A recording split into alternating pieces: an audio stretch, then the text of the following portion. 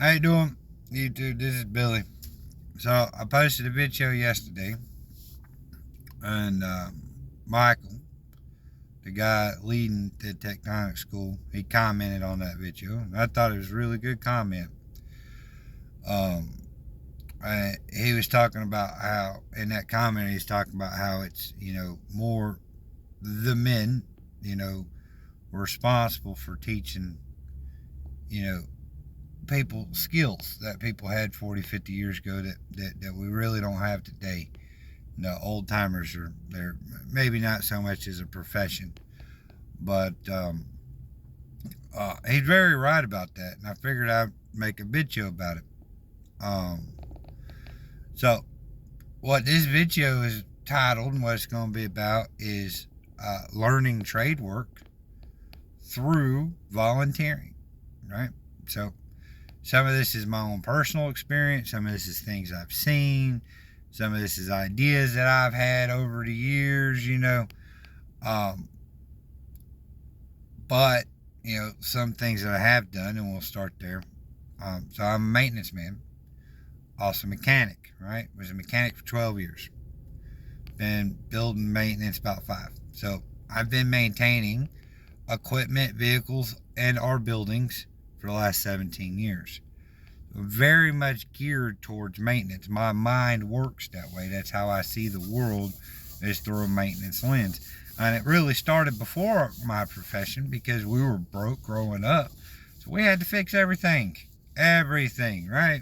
We were tearing apart washing machines, 9, 10 years old, just to fix them because we had no money to buy new ones, right? So, maintenance is a very valuable life skill, even if you don't do it for a living. It's something we do every day, something that's part of our life every day. We don't even know it.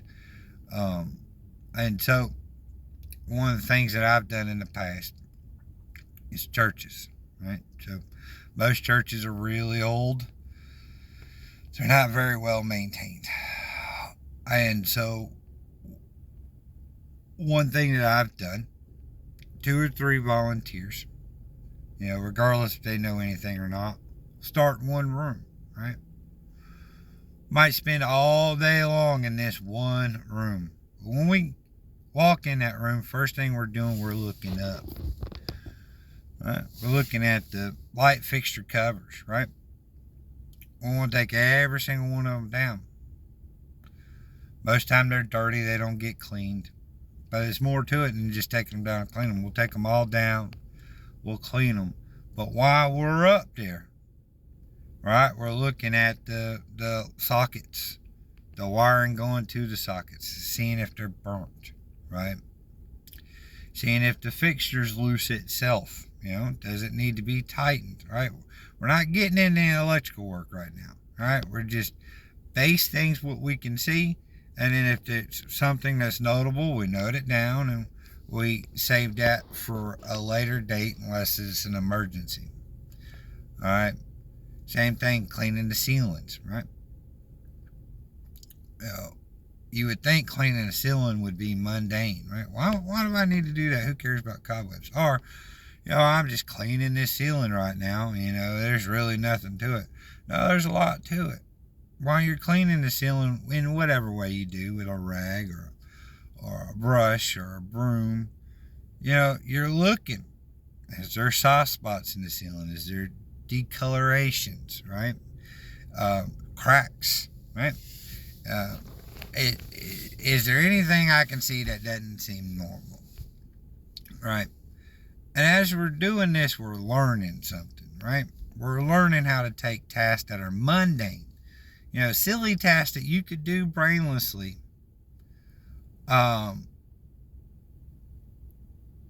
But we're looking deeper.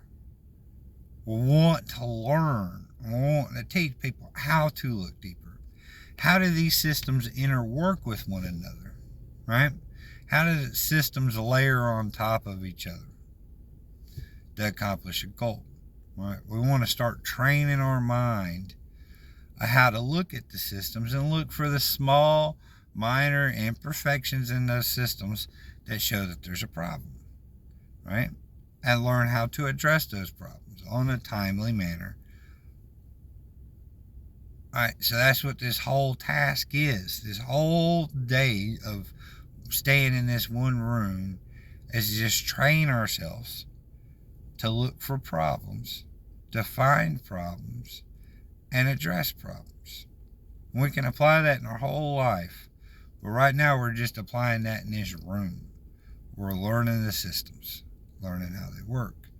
Next, we're going to go to the walls. We're going to take the rag and the same thing.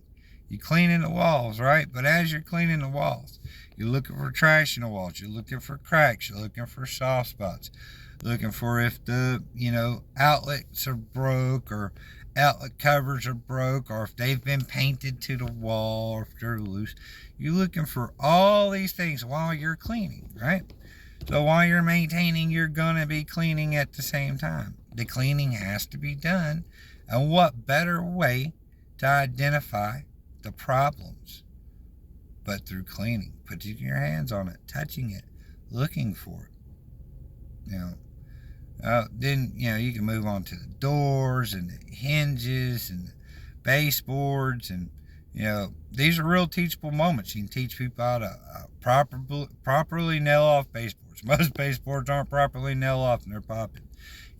Cutting out caulk, recalking things, how to smooth out. There's a lot of small things that you can do in one room with just 2-3 people, right? That will brighten that room up without ever bringing in a paintbrush, right? You can brighten that room up. Maybe, the room's too dull.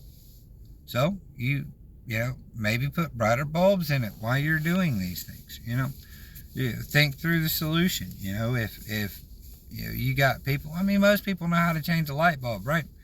But when they've changed the light bulb, have they dug in deeper to see if there's any issues, or did they just solve the immediate problem, right? I see this issue, so I got to tackle this issue because it's a task, right? This is my task. I have to do this issue, right? What about the things underneath it, right? Doing it this way, you're learning to look through the task and past the normal into what's underneath to see the bigger picture, the bigger layers of systems. Another thing to do while we're changing, in there cleaning the fixtures, I'll have 5 or 6 different colors of light bulbs, right? Soft, white, medium, blah, blah, blah, daylight, different wattages that are acceptable in this, and we can start changing these bulbs and to see how a little bit of light, a little bit more, a little bit less light will change the room, right? Same in our spiritual lives. A little bit more light from God will change our lives for the good. A little less light can change it for the bad. How do we recognize that? So I attack everything through maintenance. Another thing that I was taught this way. I've seen it done before, and I've done it.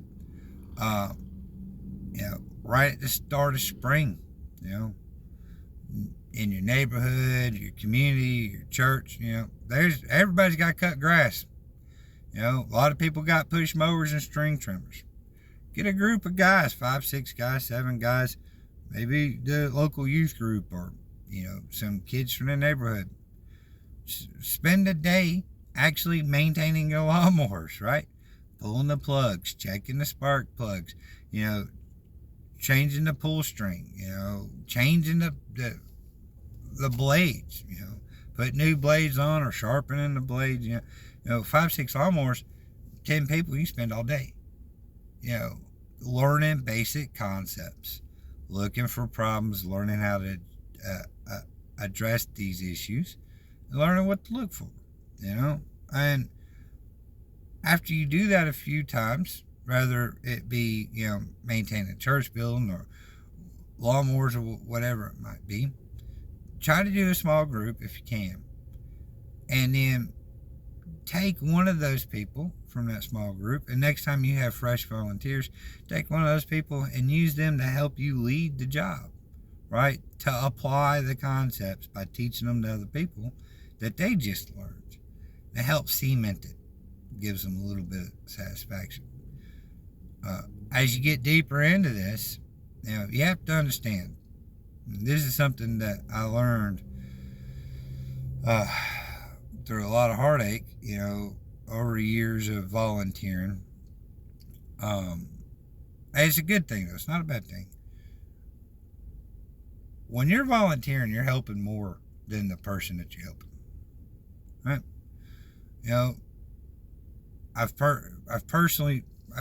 I'll give you a story that kind of cement this home.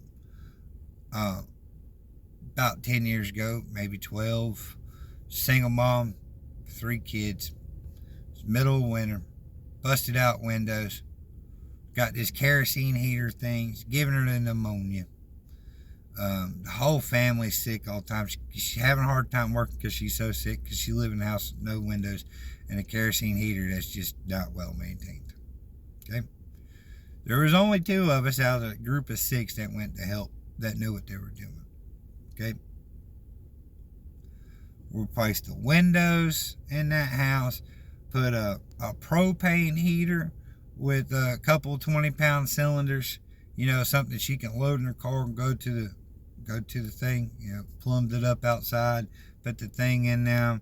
A few months later, somebody paid to get a tank out there for, well, first it was 20-pound cylinders, right? We spent a couple days out there. Now, there was people that didn't know anything about replacing windows, didn't know anything about plumbing up gas stuff. They learned valuable skills, right? They learned how to do things they never knew was possible. They didn't know they could do it, but now they have an idea they can, right? So not only did you help that single mom, those 3 kids, you also helped the family that was around her that was helping her or there for her, or the 80-year-old grandma that couldn't help her and it was breaking her heart.